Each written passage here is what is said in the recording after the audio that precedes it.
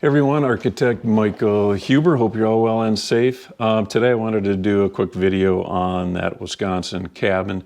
Just a little update of the direction that they're going here.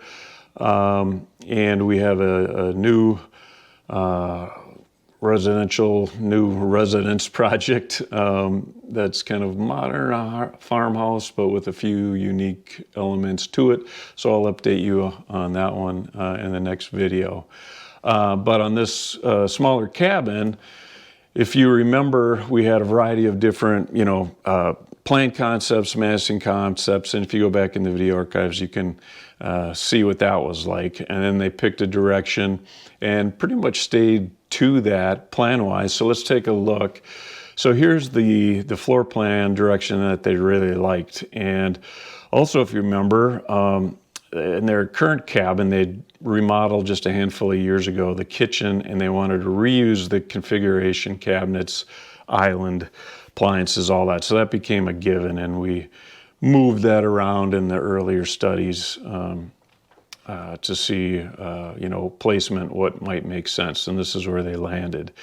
So we had an entry, kind of the main living, dining, kitchen space, stairway going down to a walkout level with, bunk room, guest bedroom, mechanical, storage, etc.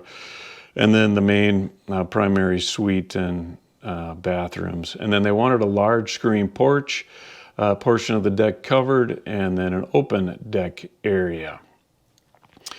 So as we looked at this plan, the garage and this setback from the lake created this narrow swath.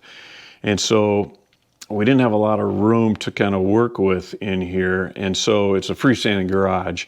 So let me show you the updated plan. We had to take that front deck off, and we pushed then the cabin face right up to that setback line to get the cabin closer to the lake. And then another unique feature here is we pulled the screen porch, separated that actually from direct connection to the cabin to create this portion of covered deck. And then we still have this open deck, which we did cantilever 2 feet over the setback to make it a little larger. Another thing they wanted to do, which I found a little strange, we had a front entry here. They said, we don't really need that. We're okay with just coming into the cabin, right into the kitchen dining area with a little bench and hooks.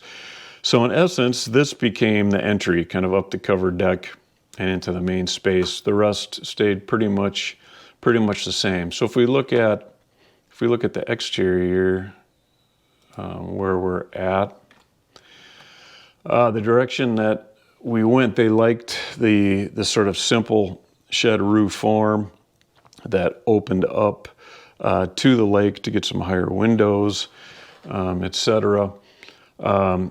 And then here you can see we've separated that screen porch, created this covered entry deck to now the entry into the cabin. And in doing that, rather than just having the screen porch up on posts and to help stabilize it, we created this U-shaped foundation under the porch, which they actually really liked because they wanted some outdoor covered space to store their kayaks and inner tubes and things for the lake versus bringing them all into the basement or having a separate shed. So this worked out really well for them. This screen porch might be a 3-season porch, but it'd be really nice to open this up and have nice connection to the deck. There'll be a fireplace inside as well. And then you can see now that we've removed that front door, this is the front door. And so we're going to be doing some custom sliding barn doors that will help frame the entry to the cabin, that then they can close it off when they're not around. But because this cabin was so long and linear because of the nature of the setting, we went with a vertical siding.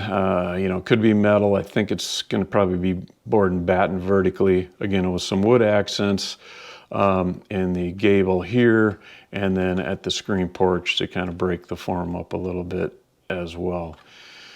So if we look at a interior model here, this isn't exactly right, but on the inside, you can see the new door entry, their existing kitchen island space. We've got a pantry, kind of utility closet there.